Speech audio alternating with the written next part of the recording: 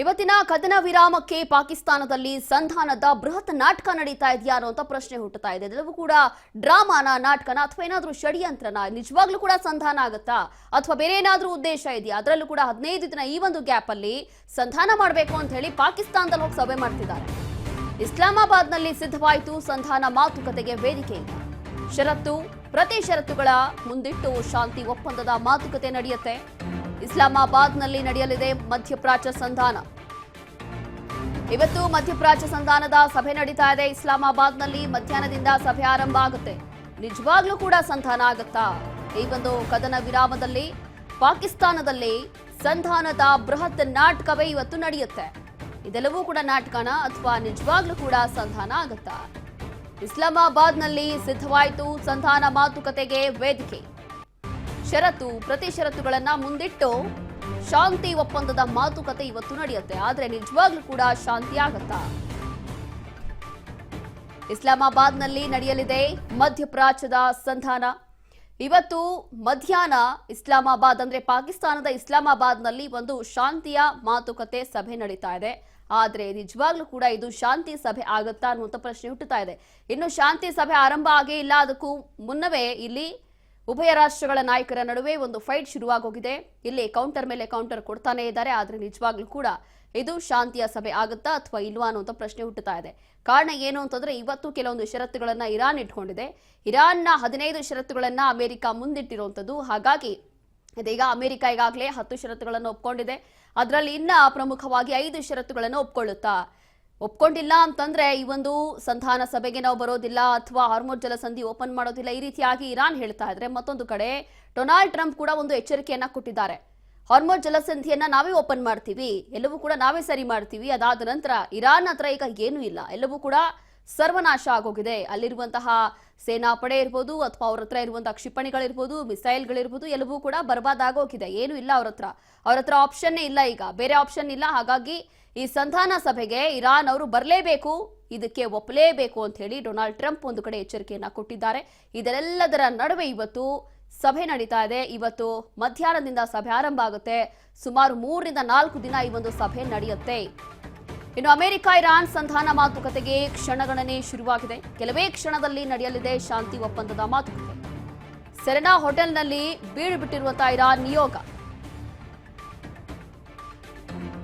ಶಾಂತಿಯುತ ಮಾತುಕತೆಗೆ ಇಸ್ಲಾಮಾಬಾದ್ನಲ್ಲಿ ವೇದಿಕೆ ಸಜ್ಜಾಗಿದೆ. ಕೆಲವೇ ಹೊತ್ತಲ್ಲಿ ಇಸ್ಲಾಮಾಬಾದ್ಗೆ ಆಗಮಿಸಲಿರುವಂತಹ ಜೆಡಿ ವ್ಯಾನ್ಸ್. ಇಸ್ಲಾಮಾಬಾದ್ಗೆ ಬಂದಿಳಿತಾರೆ ಯುಎಸ್ ಕಾರ್ಯದರ್ಶಿ ಜೆಡಿ ವ್ಯಾನ್ಸ್. ಹೀಗೆ ಯುಎಸ್ ಕಡೆಯಿಂದ, ಅದಾದ ನಂತರ ಇರಾನ್ ಕಡೆಯಿಂದ ಅಲ್ಲಿನ ಜನಪ್ರತಿನಿಧಿಗಳು ಭಾಗಿಯಾಗ್ತಿದ್ದಾರೆ ಈ ಒಂದು ಸಭೆಯಲ್ಲಿ. ಅವರ ರಾಷ್ಟ್ರಗಳ ಪರವಾಗಿ ಕೆಲವೊಂದು ಷರತ್ತುಗಳನ್ನು ಇಡ್ತಾರೆ. ಎರಡು ರಾಷ್ಟ್ರಗಳ ಜನಪ್ರತಿನಿಧಿಗಳು ಕೂತು ಇವತ್ತು ಚರ್ಚೆ ಮಾಡ್ತಾರೆ. ಕೆಲವೇ ಹೊತ್ತಲ್ಲಿ ಪಾಕಿಸ್ತಾನದ ಇಸ್ಲಾಮಾಬಾದ್ನಲ್ಲಿ ಸಭೆ ಆರಂಭ ಆಗುತ್ತೆ. ಸೆರೆನಾ ಹೋಟೆಲ್ನಲ್ಲಿ ಇರಾನ್ನ ನಿಯೋಗ ಕೂಡ ಈಗಾಗಲೇ ಬಂದಿದೆ. ಶಾಂತಿಯುತ ಮಾತುಕತೆಗೆ ಇಸ್ಲಾಮಾಬಾದ್ನಲ್ಲಿ ಒಂದು ಕಡೆ ವೇದಿಕೆ ಸಜ್ಜಾಗಿದೆ. ಸುತ್ತಮುತ್ತ ಪೊಲೀಸ್ ಸರ್ಪಗಾವಲಿದೆ, ಬಹಳಷ್ಟು ಟೈಟ್ ಸೆಕ್ಯೂರಿಟಿ ಇದೆ, ಎಲ್ಲಾ ರೀತಿಯಾದಂತಹ ಭದ್ರತೆ ಮಾಡಿಕೊಂಡಿದ್ದಾರೆ. ಕೆಲವೇ ಹೊತ್ತಿನಲ್ಲಿ ಪಾಕಿಸ್ತಾನದ ಇಸ್ಲಾಮಾಬಾದ್ಗೆ ಆಗಮಿಸುತ್ತಾರೆ ಜೆಡಿ ವ್ಯಾನ್ಸ್ ಕೂಡ ಇಸ್ಲಾಮಾಬಾದ್ಗೆ ಬಂದಿಳಿತಾರೆ. ಅದಾದ ನಂತರ ಈ ಒಂದು ಸಂಧಾನದ ಮಾತುಕತೆ ನಡೆಯುತ್ತೆ. ಇದರಲ್ಲಿ ಅಮೆರಿಕ, ಚೀನಾ ಹಾಗೂ ಇರಾನ್ನ ಕೆಲವೊಂದು ಜನಪ್ರತಿನಿಧಿಗಳು ಈ ಒಂದು ಸಭೆಯಲ್ಲಿ ಭಾಗಿಯಾಗ್ತಾರೆ. ಜನಪ್ರತಿನಿಧಿಗಳು ಭಾಗಿಯಾಗ್ತಾರೋ ಅಂತದ್ದು ಏನಕ್ಕೆ ಅಂತಂದ್ರೆ ಅವರವರ ರಾಷ್ಟ್ರಗಳ ಪರವಾಗಿ ಏನೆಲ್ಲ ಷರತ್ತುಗಳಿದೆಯೋ ಅದನ್ನ ಅವರು ಮುಂದಿಡ್ತಾರೆ. ಇದಕ್ಕೆ ಅವರೆಲ್ಲರೂ ಕೂಡ ಒಪ್ಕೊಳ್ತಾರಾ ಅಥವಾ ಇಲ್ವಾ? ಇಫ್ ಇನ್ ಕೇಸ್ ಒಪ್ಕೊಂಡ್ರೆ ಏನಾಗ್ಬೋದು, ಒಪ್ಕೊಂಡಿಲ್ಲ ಅಂತಂದ್ರೆ ಏನಾಗ್ಬೋದು? ನಿಜವಾಗ್ಲೂ ಕೂಡ ಈಗ ಒಪ್ಕೊಂಡ್ರೆ ಇದೆಲ್ಲವೂ ಕೂಡ ಸರಿ ಹೋಗುತ್ತೆ, ಒಪ್ಕೊಂಡಿಲ್ಲ ಅಂತಂದ್ರೆ ಇದು ಸರಿ ಹೋಗಲ್ಲ. ಇನ್ನು ಇಸ್ಲಾಮಾಬಾದ್ನಲ್ಲಿ ಬೀಡು ಬಿಟ್ಟಿರುವಂತಹ ಇರಾನ್ ನಾಯಕರ ನಿಯೋಗ, ಇರಾನ್ ಸಂಸತ್ತಿನ ಸ್ಪೀಕರ್ ನೇತೃತ್ವದಲ್ಲಿ 71 ಸದಸ್ಯರ ನಿಯೋಗ ಆಗಮಿಸ್ತಾ ಇದೆ. ಹಾಗಾದ್ರೆ 71 ಸದಸ್ಯರ ನಿಯೋಗದಲ್ಲಿ ಇರೋರು ಯಾರ್ಯಾರು? ಮೊಹಮ್ಮದ್ ಬಗೇರ್ ಗಾಲಿಬಾಗ್, ಇನ್ನು ಇರಾನ್ನ ಸಂಸತ್ತಿನ ಸ್ಪೀಕರ್, ಅಬ್ಬಾಸ್ ಅರಾಗ್ವಿ ಇರಾನ್ ವಿದೇಶಾಂಗ ಸಚಿವರು, ಅಬ್ಡೋಲ್ನಾ ಸರ್ಮತಿ ಇನ್ನ ಇರಾನ್ ಸೆಂಟ್ರಲ್ ಬ್ಯಾಂಕ್ ಗವರ್ನರ್ ಇವರು, ಅಲಿ ಅಕ್ಬರ್ ಹೈದನಿ ಸುಪ್ರೀಂ ರಾಷ್ಟ್ರೀಯ ರಕ್ಷಣಾ ಮಂಡಳಿಯ ಕಾರ್ಯದರ್ಶಿ, ವಿದೇಶಾಂಗ ವ್ಯವಹಾರಗಳ ಉಪಸಚಿವರು ಇಸ್ಮಾಯಿಲ್ ಬಗೈ ಇರಾನ್ ವಿದೇಶಾಂಗ ಸಚಿವಾಲಯ ವಕ್ತಾರರು. ಹೀಗೆ ಹಲವು ನಾಯಕರು ಇವತ್ತು ಈ ಒಂದು ಸಭೆಯಲ್ಲಿ ಭಾಗಿಯಾಗ್ತಿದ್ದಾರೆ. ಘಟಾನುಘಟಿಗಳು ಎರಡೂ ಕಡೆಯಿಂದ ಬರ್ತಾ ಇರುವಂತದ್ದು. ಬಂದು ಅದಾದ ನಂತರ ಸಭೆ ಮಾಡ್ತಾರೆ. ವ್ಯವಹಾರಗಳ ಉಪಸಚಿವ ಇಸ್ಮಾಯಿಲ್ ಬಗೈ, ಇರಾನ್ ವಿದೇಶಾಂಗ ಸಚಿವಾಲಯ ವಕ್ತಾರ, ಹೀಗೆ ಅಲ್ಲಿರುವಂತಹ ಪ್ರಮುಖ ಜನಪ್ರತಿನಿಧಿಗಳು, ಅವರ ನಿಯೋಗ, ಒಂದು ಕಡೆ ಯುಎಸ್ ಇರ್ಬೋದು, ಮತ್ತೊಂದು ಕಡೆ ಇರಾನ್ ಇರ್ಬೋದು, ಹೀಗೆ ಅಮೆರಿಕ ಹಾಗೂ ಇರಾನ್ನ ಜನಪ್ರತಿನಿಧಿಗಳು, ಘಟಾನುಘಟಿಗಳು ಈ ಒಂದು ಸಭೆಗೆ ಬಂದು ಇಳಿತಾ ಇದ್ದಾರೆ. ಹಾಗಾಗಿ ಬಂದ ನಂತರ ಸಭೆ ಆರಂಭ ಆಗುತ್ತೆ. ಇವತ್ತು ಮಧ್ಯಾಹ್ನದಿಂದ ಆರಂಭ ಆಗುವಂತಹ ಸಭೆ ಇದು ಬಹುಶಃ 3 ರಿಂದ 4 ದಿನ ನಡೆಯುತ್ತೆ ಅನ್ನುವಂಥ ಮಾಹಿತಿ ಇದೆ. ಆದರೆ ಬೇಗನೂ ಮುಗಿಬಹುದು ಅಥವಾ ಇನ್ನೂ ಸ್ವಲ್ಪ ತಡನೂ ಆಗಬಹುದು. ಆದರೆ ಇದು ಸಂಧಾನ ಆಗುತ್ತೋ ಇಲ್ವೋ ಅನ್ನೋಂಥದ್ದು ಗೊತ್ತಿಲ್ಲ. ಆಲ್ಮೋಸ್ಟ್ 50-50 ಇದೆ ಸದ್ಯಕ್ಕೆ. ಸಂಧಾನ ಆಗುವಂಥ ಲಕ್ಷಣಗಳು ಕಾಣಿಸ್ತಾ ಇಲ್ಲ. ಸಂಧಾನ ಕಾರಣ ಏನು ಅಂತಂದ್ರೆ, ಇನ್ನು ಸಭೆ ಆರಂಭಕ್ಕೂ ಮುನ್ನವೇ ಈ ರೀತಿಯಾಗಿ ಫೈಟ್ ನಡೀತಾ ಇದೆ ಎರಡು ಉಭಯ ರಾಷ್ಟ್ರಗಳ ನಡುವೆ. ಹಾಗಾಗಿ ಇರಾನ್ ನಿಯೋಗದಲ್ಲಿ ಇಷ್ಟೊಂದು ನಾಯಕರು ಇಡ್ತಾರೆ. ಸ್ಪೀಕರ್ ಇರ್ಬೋದು ಅಥವಾ ಅಲ್ಲಿರುವಂಥ ಹಿರಿಯ ಅಧಿಕಾರಿಗಳೇ ಇರ್ಬೋದು, ಅಬ್ಬಾಸ್ ಅರಾಗ್ಚಿ ಇರ್ಬೋದು, ಇರಾನ್ ವಿದೇಶಾಂಗ ಸಚಿವರು, ಅದಾದ ನಂತರ Abdol Naser Hemmati, Iran central bank governor, ಹೀಗೆ ಇನ್ನು ಅಲಿ ಅಕ್ಬರ್ ಅಹ್ಮದಿಯನ್, ಸುಪ್ರೀಂ ರಾಷ್ಟ್ರೀಯ ರಕ್ಷಣಾ ಮಂಡಳಿಯ ಕಾರ್ಯದರ್ಶಿ, ಇಷ್ಟು ಜನ ಈ ಸಭೆಯಲ್ಲಿ ಭಾಗಿಯಾಗ್ತಾರೆ. ಕೆಜೆಮ್ ಫರಿಬಾದಿ ವಿದೇಶಾಂಗ ವ್ಯವಹಾರಗಳ ಸಚಿವರು, ಇಸ್ಮಾಯಿಲ್ ಬಗೈ ಇರಾನ್ ವಿದೇಶಾಂಗ ಸಚಿವಾಲಯದ ವಕ್ತಾರರು, ಹೀಗೆ ಇಷ್ಟು ಜನ ಈ ಒಂದು ಸಭೆಯಲ್ಲಿ ಭಾಗಿಯಾಗ್ತಾರೆ. ಸಭೆಯಲ್ಲಿ ಭಾಗಿಯಾದರೂ ಕೂಡ ಅಲ್ಲಿ ಕೆಲವೊಂದು ಪ್ರೋಟೋಕಾಲ್ ಅನ್ನುವಂಥದ್ದು ಇರುತ್ತೆ, ಅದೆಲ್ಲವೂ ಕೂಡ ಫಾಲೋ ಮಾಡಬೇಕಾಗುತ್ತೆ. ಕಾರಣ ಏನು ಅಂತಂದ್ರೆ, ಇಲ್ಲಿ ಈ ಸಭೆ ಅಮೆರಿಕಾದಲ್ಲೂ ನಡೀತಾ ಇಲ್ಲ ಅಥವಾ ಇರಾನ್ನಲ್ಲೂ ನಡೀತಾ ಇಲ್ಲ, ಇದು ನಡೀತಾ ಇರುವಂಥದ್ದು ಪಾಕಿಸ್ತಾನದಲ್ಲಿ. ಹಾಗಾಗಿ ಎಲ್ಲಾ ರೀತಿಯಾದಂತಹ ಸಿದ್ಧತೆಗಳನ್ನು ಮಾಡಿಕೊಂಡಿದ್ದಾರೆ. ಮತ್ತೊಂದು ಕಡೆ ಪಾಕಿಸ್ತಾನದಲ್ಲಿ ಲಾಕ್ಡೌನ್ ಕೂಡ ಘೋಷಣೆ ಮಾಡಿದ್ದಾರೆ. ಸಭೆ ಮುಗಿಯೋವರೆಗೂ ಕೂಡ ಅಲ್ಲಿರುವಂತಹ ಜನ ಯಾರೂ ಕೂಡ ಮನೆ ಹೊರಗೆ ಬರೋ ಹಾಗಿಲ್ಲ. ಹಾಗಾಗಿ ಸದ್ಯಕ್ಕೆ ಇಲ್ಲಿರುವಂತಹ ಸಿದ್ಧತೆ ಈ ರೀತಿಯಾಗಿ ಪೊಲೀಸ್ ನಿಯೋಜನೆ ಮಾಡಿಕೊಂಡಿದ್ದಾರೆ. Finally end of the day ಇವತ್ತು ಸಭೆಯಲ್ಲಿ ಏನಾಗುತ್ತೆ ಅನ್ನುವಂಥದ್ದು ಬಹಳ ಯಕ್ಷ ಪ್ರಶ್ನೆ. ಇಡೀ ವಿಶ್ವದ ಚಿತ್ತ ಈಗ ಈ ಸಭೆ ಎತ್ತಾ ಇರುವಂಥದ್ದು. ನೋಡ್ಬೇಕಾಗತ್ತೆ ನಿಜವಾಗ್ಲೂ ಕೂಡ ಸಂಧಾನ ಆಗುತ್ತಾ. ಸಂಧಾನ ಆದರೆ ಬಹಳ ಒಳ್ಳೆಯ ವಿಚಾರ. ಇಲ್ಲಿ ಕೇವಲ ಇರೋದು ಎರಡೇ ಆಪ್ಷನ್. ಈಗ ಒಂದು ಕಡೆ ಸಂಧಾನ ಆದರೆ ಎಲ್ಲವೂ ಕೂಡ ಸರಿ ಹೋಗುತ್ತೆ, ಯುದ್ಧಕ್ಕೆ ಬ್ರೇಕ್ ಬೀಳುತ್ತೆ. ಇಲ್ಲ ಅಂತಂದ್ರೆ ಇನ್ನು ನೆಕ್ಸ್ಟ್ ಲೆವೆಲ್, ಇನ್ನು ಭೀಕರವಾಗಿ ದಾಳಿ ಆಗುತ್ತೆ, ಇನ್ನು ಭೀಕರವಾಗಿ ಈ ಒಂದು ಯುದ್ಧ ಮುಂದುವರಿಯುತ್ತೆ. ಹಾಗಾಗಿ ಸದ್ಯಕ್ಕೆ ಇರುವಂತಹ ಮಾಹಿತಿ ಪ್ರಕಾರ ಎರಡೇ ಆಪ್ಷನ್ ಇರುವಂಥದ್ದು. ಒಂದು ಕಡೆ ಸಂಧಾನ, ಮತ್ತೊಂದು ಕಡೆ ಭೀಕರವಾದಂಥ ದಾಳಿ. ಕಾರಣ ಏನು ಅಂತಂದ್ರೆ, ಡೊನಾಲ್ಡ್ ಟ್ರಂಪ್ ಈಗಾಗಲೇ ಇದಕ್ಕೆ ಎಚ್ಚರಿಕೆಯನ್ನ ಕೊಟ್ಟಿದ್ದಾರೆ. ಇನ್ನು ಸಭೆ ಆರಂಭ ಆಗೇ ಇಲ್ಲ, ಅದಕ್ಕೂ ಮುನ್ನವೇ ಈ ರೀತಿಯಾಗಿ ಎಚ್ಚರಿಕೆಯನ್ನ ಕೊಟ್ಟಿದ್ದಾರೆ. ಅಂತಂದ್ರೆ ಎಲ್ಲವೂ ಕೂಡ ನಾವು ರೆಡಿ ಇದ್ದೀವಿ, ಮತ್ತೊಮ್ಮೆ ದಾಳಿ ಮಾಡಲಿಕ್ಕೆ ಎಲ್ಲವೂ ಕೂಡ ನಮ್ಮ ಹತ್ರ ರೆಡಿ ಇದೆ. ಇಫ್ ಇನ್ ಕೇಸ್ ಇರಾನ್ ಒಪ್ಕೊಂಡಿಲ್ಲ ಅಂತಂದ್ರೆ, ಸಂಧಾನ ಆಗಿಲ್ಲ, ಕಾಂಪ್ರಮೈಸ್ ಆಗಿಲ್ಲ ಅಂತಂದ್ರೆ ಮತ್ತೊಮ್ಮೆ ಡೆಡ್ಲಿ ದಾಳಿಗಳನ್ನ ಮಾಡಲಿಕ್ಕೆ ನಾವು ಕೂಡ ಸಿದ್ಧವಾಗಿದ್ದೀವಿ ಅಂತೇಳಿ ಡೊನಾಲ್ಡ್ ಟ್ರಂಪ್ ಈಗಾಗಲೇ ಎಚ್ಚರಿಕೆಯನ್ನ ಕೊಟ್ಟಿದ್ದಾಗಿದೆ. ಹಾಗಾಗಿ ಸೋಷಿಯಲ್ ಮೀಡಿಯಾದಲ್ಲೇ ಈ ರೀತಿಯಾಗಿ ಎಚ್ಚರಿಕೆಯನ್ನ ಕೊಡ್ತಾ ಇದ್ದಾರೆ ನಾಯಕರು, ಉಭಯ ರಾಷ್ಟ್ರಗಳ ನಾಯಕರು ಈ ರೀತಿಯಾಗಿ ಪೋಸ್ಟ್ಗಳನ್ನ ಮಾಡ್ತಿದ್ದಾರೆ. ಹಾಗಾಗಿ ನೋಡ್ಬೇಕಾಗತ್ತೆ ನಿಜವಾಗ್ಲೂ ಕೂಡ ಸಂಧಾನ ಆಗತ್ತಾ ಅಥವಾ ಇಲ್ವಾ ಅನ್ನೋಂಥದ್ದು.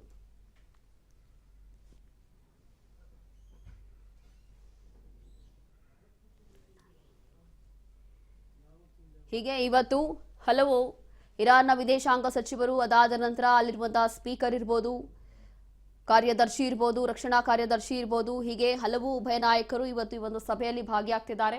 ಈ ಸಭೆಯಲ್ಲಿ ಭಾಗಿಯಾದ ನಂತರ ಎಲ್ಲವೂ ಕೂಡ ಗೊತ್ತಾಗುತ್ತೆ ನಿಜವಾಗ್ಲೂ ಕೂಡ ಸಂಧಾನ ಆಗತ್ತಾ ಅಥವಾ ಇಲ್ವಾ ಅನ್ನುವಂಥದ್ದು. ಮತ್ತಷ್ಟು ಮಾಹಿತಿಯನ್ನ ಕೊಡ್ತಾರೆ ನಮ್ಮ ಪ್ರತಿನಿಧಿ ಶಿವು. ಇವತ್ತು ಫೈನಲಿ ಈ ಒಂದು ಸಭೆಯಲ್ಲಿ ಒಂದು ಕಡೆ ಚೀನಾ, ಮತ್ತೊಂದು ಕಡೆ ಯುಎಸ್, ಮತ್ತೊಂದು ಕಡೆ ಇರಾನ್, ಹೀಗೆ 3 ರಾಷ್ಟ್ರಗಳಿಂದ ಹಲವು ನಾಯಕರು ಭಾಗಿಯಾಗ್ತಿದ್ದಾರಂತೆ. ಎಲ್ಲ ಸಿದ್ಧತೆಗಳನ್ನ ಮಾಡ್ಕೊಂಡಿದ್ದಾರೆ.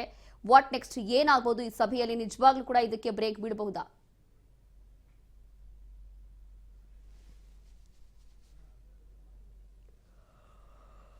ಹೀಗೆ ಇವತ್ತಿನ ಈ ಒಂದು ಸಭೆಯಲ್ಲಿ ಏನೆಲ್ಲ ಆಗುತ್ತೆ ಅನ್ನುವಂಥದ್ದು ಯಕ್ಷ ಪ್ರಶ್ನೆ ಇದೆ. ಇಡೀ ವಿಶ್ವದ ಕುತೂಹಲ ಇವತ್ತು ಜಾಸ್ತಿ ಆಗ್ತಾ ಇದೆ. ಇಷ್ಟು ದಿನ ಆದ ನಂತರ ಆಲ್ಮೋಸ್ಟ್ 50 ದಿನ ಹತ್ತತ್ರ ಆಗ್ತಾ ಇದೆ ಈ ಒಂದು ಯುದ್ಧ ಆರಂಭ ಆಗಿ.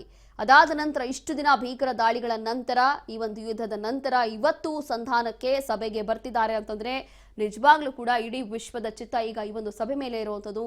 ಏನಾಗುತ್ತೆ, ಅದರಲ್ಲೂ ಕೂಡ ಕೆಲವೊಂದು ಷರತ್ತುಗಳು. ಹಾರ್ಮೋನ್ ಜಲಸಂಧಿಯನ್ನ ಯಾವುದೇ ಕಾರಣಕ್ಕೂ ಕೂಡ ಬಿಟ್ಕೊಡೋದಿಲ್ಲ. ಅದರಲ್ಲೂ ಕೂಡ ಅಲ್ಲಿ ಹಾರ್ಮೋನ್ ಜಲಸಂಧಿಯಲ್ಲಿ ಟೋಲ್ ಪೇ ಆಗಬೇಕು. ಇರಾನ್ನಲ್ಲಿರುವಂತಹ ಕರೆನ್ಸಿ ಮೂಲಕವೇ, ಅಲ್ಲಿರುವಂತಹ ಬೆಲೆ ಮೂಲಕವೇ ಅಲ್ಲಿ ಪೇ ಆಗಬೇಕು, ಅಲ್ಲಿ ಪಾವತಿ ಮಾಡಬೇಕು ಅಂತ ಹೇಳಿ ಇರಾನ್ ಇಟ್ಟಿರುವಂತಹ ಪ್ರಮುಖ ಷರತ್ತು. ಮತ್ತಷ್ಟು ಮಾಹಿತಿಯನ್ನ ಕೊಡ್ತಾರೆ ನಮ್ಮ ಪ್ರತಿನಿಧಿ ಶಿವು. ಇವತ್ತು ಫೈನಲಿ ಸಭೆ ನಡೀತಾ ಇದೆ. ಅದರಲ್ಲೂ ಕೂಡ ಇಲ್ಲಿ ಇರಾನ್, ಯುಎಸ್, ಅದಾದ ನಂತರ ಚೀನಾ, ಹೀಗೆ 3 ದೇಶಗಳ ಉಭಯ ರಾಷ್ಟ್ರಗಳ ನಾಯಕರು ಕೂಡ ಭಾಗಿಯಾಗ್ತಿದ್ದಾರೆ. ಏನಾಗಬಹುದು ಈ ಸಭೆಯಲ್ಲಿ? ನಿಜವಾಗ್ಲೂ ಕೂಡ ಏನಾದ್ರೂ ಯುದ್ಧ ನಿಲ್ಲಬಹುದಾ ಅಥವಾ ಹೀಗೆ ಮುಂದುವರಿಬಹುದಾ? ನಿಜಕ್ಕೂ ಕೂಡ ಒಂದು ರೀತಿಯಲ್ಲಿ ಬೇರೆಯದ್ದೇ ರೀತಿಯ ಒಂದು ಸಂಧಾನದ ಮಾತುಕತೆಯ ದಿನ ಅಂತೇಳಿ ಹೇಳ್ಬೋದು. ಎರಡೂ ಕಡೆಯಿಂದಲೂ ಕೂಡ ವಾಗ್ದಾಳಿಗಳಾಗ್ತಾನೆ ಇದೆ, ಜೊತೆಗೆ ಬಾಂಬ್ ದಾಳಿಗಳು ಕೂಡ ಆಗ್ತಾ ಇದೆ. ಇದೀಗ ಅಷ್ಟೇನೆ ಕತಾರ್ ಮೇಲೆ ಕತಾರ್ನ ಅತಿ ದೊಡ್ಡ ಗ್ಯಾಸ್ ನೆಲೆಯ ಮೇಲೆ ಬಾಂಬ್ ಅನ್ನ ಹಾಕಿದೆ ಇರಾನು, ಅದರ ವಿಡಿಯೋ ಕೂಡ ಬಿಡುಗಡೆ ಮಾಡಿರುವಂತದ್ದು. ಇನ್ನ ಲೆಬನಾನ್ ಮೇಲೆ ಇಸ್ರೇಲ್ ಕೂಡ ದಾಳಿ ಮಾಡಿರುವಂತದ್ದು. ಈ ಎಲ್ಲವನ್ನೂ ಕೂಡ ಈ ಎಲ್ಲದರ ನಡುವೆ ಜಿಡಿ ವ್ಯಾನ್ ಕೂಡ ಹೇಳ್ತಾರೆ, ನೀವು ಏನೇನೋ ನಿಮ್ ಇಷ್ಟ ಬಂದಂಗೆ ಮಾತಾಡಿದ್ರೆ ಇನ್ನು ಈ ಆಟ ಎಲ್ಲ ಆಟ ಆಡಿದ್ರೆ ಆ ಆಟ ನಮ್ಮ ಹತ್ರ ನಡೆಯೋದಿಲ್ಲ ಅನ್ನುವಂಥದ್ದನ್ನ ವಿಮಾನ ಹತ್ತಕ್ಕೂ ಮುಂಚೆ ಹೇಳಿಕೆಯನ್ನು ಕೊಟ್ಟು ಬರ್ತಾರೆ. ಜೊತೆಗೆ ಈ ಕಡೆ ನಾವ್ ಯಾವುದೇ ಕಾರಣಕ್ಕೂ ಜಗ್ಗೋದಿಲ್ಲ, ನಮ್ಮ ಬೆರಳ ತುದಿಗಳು ಬಂದೂಕಿನ ಟ್ರಿಗರ್ ಮೇಲೆ ಹಾಗೇ ಇದಾವೆ ಅಂತ ಇರಾನ್ ಕೂಡ ಎಚ್ಚರಿಕೆಯನ್ನು ಕೊಡ, ಅಂದ್ರೆ ಮಂಡಿ ಇರುವ ಪ್ರಶ್ನೆನೇ ಇಲ್ಲ ನಿಮ್ಮ ಧಮಕಿಗಳಿಗೆ ಅಂತ ಹೇಳುವಂಥದ್ದು. ಈ ನಡುವೆನೆ ಈಗ ಇಸ್ಲಾಮಾಬಾದ್ ನಲ್ಲಿ ಬಂದು ಹೇಳಿದ್ದಾರೆ, ಬಹಳ ಮುಖ್ಯವಾದಂತ ಘಟ್ಟ ತಲುಪಿದೆ ಅಂತಾನೆ ಹೇಳ್ಬಹುದು. ಸೊ ಇನ್ನ ಯಾವುದೇ ಕ್ಷಣದಲ್ಲಿ ಮಾತುಕತೆ ಶುರುವಾಗುತ್ತೆ. ಆ ಮಾತುಕತೆ ಶುರುವಾಗೋಕ್ಕೂ ಮುಂಚೆ 71 ಜನರ ನಿಯೋಗ ಬಂದಿರುವಂತದ್ದು ಇರಾನ್ ನಲ್ಲಿ ಬಹಳ ಪ್ರಮುಖವಾಗಿ ಇಸ್ಲಾಮಾಬಾದ್ಗೆ ಬಂದಂತ 71 ಜನರ ಬರೋದಕ್ಕೂ ಮುಂಚೆ ಬಹಳ ಭಾವನಾತ್ಮಕವಾದಂತ ಒಂದು ಸನ್ನಿವೇಶವನ್ನ ವಿಮಾನದಲ್ಲಿ ನೋಡೋದಕ್ಕೆ ಸಿಕ್ಕಿದೆ ರೋಶಿನಿ. ಆ ಮಕ್ಕಳು ಏನು 160ಕ್ಕೂ ಹೆಚ್ಚು ಮಕ್ಕಳು, ಶಾಲಾ ಮಕ್ಕಳು ಏನು ಸಾವನ್ನಪ್ಪಿದ್ರು ಇಸ್ರೇಲ್ನ ಬಾಂಬ್ ದಾಳಿಯಿಂದಾಗಿ, ಆ ಮಕ್ಕಳ ಸ್ಕೂಲ್ ಬ್ಯಾಗು, ಆ ಮಕ್ಕಳ ಫೋಟೋಗಳು, ಆ ಮಕ್ಕಳ ರಕ್ತಸಿಕ್ತವಾದಂತ ಚಪ್ಪಲಿ, ಶೂಗಳು ಎಲ್ಲವನ್ನೂ ಕೂಡ ವಿಮಾನದ ಸೀಟ್ಗಳ ಮೇಲೆ ಇಟ್ಟು ಭಾವನಾತ್ಮಕವಾದಂತ ಒಂದು ಪ್ರಾರ್ಥನೆಯನ್ನ ಮಾಡಿ ಅಲ್ಲಿಂದ ಬಂದಿರುವಂತದ್ದು ಇರಾನ್ನ ನಾಯಕರುಗಳು. ಅವರ ಜೊತೆಗೆ ನಾವು ಪ್ರಯಾಣ ಮಾಡ್ತಾ ಇದ್ದೇವೆ ಅನ್ನುವಂತ ಒಂದು ಸಂದೇಶವನ್ನ ಇಡೀ ಜಗತ್ತಿಗೆ ಕೊಡೋದ್ರ ಮೂಲಕ ಇರಾನ್ ಬಂದು ಈಗ ಇಳಿದಿದೆ. ಅದರಲ್ಲಿ ಅಂದ್ರೆ ಇದು ನೇರವಾಗಿ ಅಮೆರಿಕಾಗೆ ಹೇಳ್ತಾ ಇದೆ, ಇಸ್ರೇಲ್ಗೆ ಹೇಳ್ತಾ ಇದೆ, ಈ ಮಕ್ಕಳ ಪ್ರಾಣವನ್ನ ತೆಗೆಯುವಂತದ್ದಕ್ಕೆ ನೀವು ನ್ಯಾಯ ಕೊಡ್ಬೇಕು, ನೀವು ತೆಗೆದಿರುವಂತದ್ದಕ್ಕೆ ನಿಮ್ಗೆ ಶಿಕ್ಷೆ ಆಗ್ಬೇಕು ಅನ್ನುವಂಥದ್ದು ಇಂಡೈರೆಕ್ಟ್ ಆಗಿ ಹೇಳ್ತಾ ಇದೆ. ಸೊ ಹಾಗಾಗಿ ಈಗ ಮಾತುಕತೆಗೆ 71 ಜನ ಬಂದಿರುವಂತದ್ದು ಈ ಸದಸ್ಯರ ನಿಯೋಗದಲ್ಲಿ. ಮೊಹಮ್ಮದ್ ಬಗೇರ್ ಕಾಲಿಬಾಫ್ ಇರಾನ್ನ ಸಂಸತ್ತಿನ ಸ್ಪೀಕರ್ ಬಹಳ ಮುಖ್ಯವಾಗಿ ಅವರ ಮತ್ತೆ ಅಬ್ಬಾಸ್ ಅರಾಕ್ಚಿ ಏನಿದ್ದಾರೆ ವಿದೇಶಾಂಗ ಸಚಿವ, ಅವರ ನೇತೃತ್ವದಲ್ಲಿ ಬರ್ತಾರೆ. ಸೊ ಅಬ್ದುಲ್ ನಾಸ್ಕರ್ ಹೆಮ್ಮತಿ ಇರಾನ್ನ ಸೆಂಟ್ರಲ್ ಬ್ಯಾಂಕ್ ಗವರ್ನರ್ ಕೂಡ ಬರ್ತಾರೆ. ಇದರಲ್ಲಿ ಅಲಿ ಅಕ್ಬರ್ ಅಹ್ಮದಿಯನ್ನು ಸುಪ್ರೀಂ ರಾಷ್ಟ್ರೀಯ ರಕ್ಷಣಾ ಮಂಡಳಿಯ ಕಾರ್ಯದರ್ಶಿ ಏನಿದ್ದಾರೆ ಅವರು ಕೂಡ ಬಂದಿರುವಂತದ್ದು. ಕೆಜಮ್ ಘರಿಯಾಬಾದ್ ವಿದೇಶಾಂಗ ವ್ಯವಹಾರಗಳ ಉಪಸಚಿವ, ಇಸ್ಮಾಯಿಲ್ ಬಘೈ ಇರಾನ್ನ ವಿದೇಶಾಂಗ ಸಚಿವಾಲಯ, ಈ ರೀತಿಯಲ್ಲಿ ಇರಾನ್ನ ನಿಯೋಗ ಬಂದಿದ್ರೆ ಜೆಡಿ ವ್ಯಾನ್ ನೇತೃತ್ವದಲ್ಲಿ ಅಮೆರಿಕದ ಉಪಾಧ್ಯಕ್ಷ ಜೆಡಿ ವ್ಯಾನ್ ನೇತೃತ್ವದಲ್ಲಿ ಪಾಕಿಸ್ತಾನಕ್ಕೆ ಬಂದು ಇಳಿಯುವಂತವ್ರು ಇದ್ದಾರೆ. ಸೊ ಇವರ ನಡುವೆ ಮಾತುಕತೆಗಳು ಆಗುವಂತದ್ದು ಶುರು ಆಗುತ್ತೆ. ಈ ಮಾತುಕತೆಗಳು ಎಷ್ಟರ ಮಟ್ಟಿಗೆ ಆಗುತ್ತೆ, ಏನೆಲ್ಲ ಸಾಧ್ಯ ಆಗುತ್ತೆ, ಈಗಾಗ್ಲೇನೆ ಇರಾನ್ನ ಬೇಡಿಕೆಗಳು ಏನು, ಇದಕ್ಕೆ ಅಮೆರಿಕ ಏನ್ ಹೇಳ್ತಾ ಇದೆ ಎಲ್ಲವನ್ನೂ ಕೂಡ ಗೊತ್ತಿರುವಂತದ್ದೇ. ಆದ್ರೆ ನೆಗೋಷಿಯೇಷನ್ ಶುರುವಾಗುತ್ತೆ. ಯಾವ್ಯಾವ ಅಂಶಗಳ ಮೇಲೆ ಒಪ್ಪಂದಗಳು ಆಗ್ಬೇಕು ಅನ್ನೋ ನೆಗೋಷಿಯೇಷನ್ ಶುರುವಾಗುತ್ತೆ. ಅದು ಭಾಗಶಃ ಇವತ್ತು ಒಂದೇ ದಿನಕ್ಕೆ ಮುಗಿಯುವಂತ ಲಕ್ಷಣಗಳು ಇಲ್ಲ. ಇವತ್ತು ನಾಳೆ ನಾಡಿ ಈ ರೀತಿಯಲ್ಲಿ ಬಹುಶಃ ಸಂಧಾನದ ಮಾತುಕತೆಗಳು ಆಗುವಂತ ಸಾಧ್ಯತೆ ಇದೆ. ಸೊ ಈಗಾಗ್ಲೇನೆ ಇಸ್ಲಾಮಾಬಾದ್ಗೆ ಬಂದು ಇಳಿದಂತ ಸಂದರ್ಭದಲ್ಲಿ ಪಾಕಿಸ್ತಾನದ ಪ್ರಧಾನಿ ಮತ್ತೆ ಅಲ್ಲಿನ ಆರ್ಮಿ ಚೀಫ್ ಇರಾನಿನ ಎಲ್ಲ ನಾಯಕರುಗಳನ್ನ ಬಹಳ ಮುಗುಳ್ನಗೆಯಿಂದ ಅವರನ್ನ ಆಹ್ವಾನ ಮಾಡಿರುವಂತದ್ದು. ಸೊ ಅವರು ಕೂಡ ಈಗ ಇಸ್ಲಾಮಾಬಾದ್ ನಲ್ಲಿ ನಮ್ಮ ಇರಾನಿನ ಉಳಿವಿಗಾಗಿ, ಇರಾನಿನ ಸ್ವಾಯತ್ತತೆ, ಇರಾನಿನ ಸ್ವಾಭಿಮಾನಕ್ಕಾಗಿ ನಾವು ಇಲ್ಲಿ ಬಂದಿದ್ದೇವೆ. ಈ ನಮ್ಮ ಅಂಶಗಳೇನಿದಾವೆ ಅದೆಲ್ಲವೂ ಕೂಡ ಒಂದಿಂಚು ಬಿಟ್ಕೊಡೋದಿಲ್ಲ, ಯಾವುದಕ್ಕೂ ಕೂಡ ರಾಜಿ ಇಲ್ಲ. ನೀವು ಒಪ್ಕೊಳ್ಳೋದಾದ್ರೆ ಕದನ ವಿರಾಮ, ಇಲ್ಲ ಅಂತ ಹೇಳಿದ್ರೆ ನಮ್ಮ ಏನು ಯುದ್ಧ ಮುಂದುವರಿಸುವಂತ ಕೆಲಸ ಇದೆ ಮಾಡ್ತೇವೆ ಅನ್ನುವಂಥದ್ದು. ಅದಕ್ಕೆ ಸಾಕ್ಷಿಯಾಗಿ ಈಗ ಇನ್ನೇನು ಅವರೇ ವಿಡಿಯೋ ಬಿಡುಗಡೆ ಮಾಡಿದ್ದಾರೆ ರೋಶಿನಿ. ಕತಾರ್ ಮೇಲಿನ ಗ್ಯಾಸ್ ನೆಲೆ ಮೇಲೆ ದಾಳಿ ಮಾಡಿರುವಂತದ್ದು. ಇದಕ್ಕೆ ಯಾಕೆ ದಾಳಿ ಮಾಡಿದ್ರು ಅನ್ನುವಂಥದ್ದಾದ್ರೆ ಇಸ್ರೇಲು ಕೂಡ ಲೆಬನಾನ್ ಮೇಲೆ ದಾಳಿ ಮಾಡ್ತಾ ಇದೆ. ಹೆಜ್ಬುಲ್ಲಾ ನೆಲೆಗಳು ಅಂತ ಹೇಳಿ ಸಾರ್ವಜನಿಕರನ್ನ ಗುರಿಯಾಗಿಸ್ಕೊಂಡು ದಾಳಿ ಮಾಡ್ತಾ ಇರೋದು. ಅಲ್ಲೂ ಕೂಡ ಮಕ್ಕಳು ಸತ್ತಿದ್ದಾರೆ. ಸೊ ಇದು ಎಲ್ಲವೂ ಕೂಡ ನಡೀತಾ ಇದೆ. ಸೊ 40 ದಿನಗಳ ಈ ಯುದ್ಧ ಏನಿದೆ, ಈ ಯುದ್ಧಕ್ಕೆ ಕದನ ವಿರಾಮ ಘೋಷಣೆ ಆಗಿದ್ರೂ ಕೂಡ ಎಲ್ಲೋ ಒಂದು ಕಡೆ ಒಂದು ವಿಚಿತ್ರವಾದ ಮಾತುಕತೆ ನಡೀತಾ ಇದೆ ಈ ಒಂದು ಸಂದರ್ಭದಲ್ಲಿ ಅಂತ ಹೇಳಿ ಹೇಳ್ಬೋದು. ಯಾಕೆ ಅಂತ ಹೇಳಿದ್ರೆ ಸಂಧಾನದ ಸಂದರ್ಭದಲ್ಲಿ ಇವರು ಕೂಡ ಮಾತನಾಡ್ತಾ ಇದ್ದಾರೆ, ಅವರು ಕೂಡ Okay. ಮಾತನಾಡ್ತಾ ಇದ್ದಾರೆ ಹೊರಗಡೆ. ಈ ಎಲ್ಲ ನಡೀತಾ ಇರುವಂತದ್ದು ಜಗತ್ತು ಒಂದು ರೀತಿಯಲ್ಲಿ ಹೇಗಾದ್ರೂ ಆಗ್ಲಿ ಒಂದ್ ರೀತಿ ಶಾಂತಿ ನೆಲೆಸ್ಲಿ, ಈ ಸಂಧಾನ ಯಶಸ್ವಿ ಆಗ್ಲಿ ಅನ್ನುವಂಥದ್ದೇ ಆಶಯ ಇಟ್ಕೊಂಡು ನೋಡ್ತಾ ಇದೆ Roshni. Yes, thank you Shivu ನಿಮ್ಮೆಲ್ಲ ಮಾಹಿತಿಗಾಗಿ. ಎಸ್, ಹೀಗೆ ಈ ಒಂದು ಸಭೆಯಲ್ಲಿ ಹಲವು ಉಭಯ ನಾಯಕರು ಕೂಡ ಭಾಗಿಯಾಗ್ತಿದ್ದಾರೆ ಅಂತ ಹೇಳಿ ಈಗಾಗಲೇ ನಮ್ಮ ಪ್ರತಿನಿಧಿ ಹೇಳೋ ಹಾಗೆ ಬಹಳಷ್ಟು ವಿಚಾರಗಳ ಕುರಿತು ಇವತ್ತು ಚರ್ಚೆ ಆಗುತ್ತಂತೆ. ಅದರಲ್ಲೂ ಕೂಡ ಕೆಲವೊಂದು ಬಹಳ ವಿಚಿತ್ರವಾದಂತಹ ಸಭೆ ಮಾಡ್ತಿದ್ದಾರೆ. ಒಂದು ಕಡೆ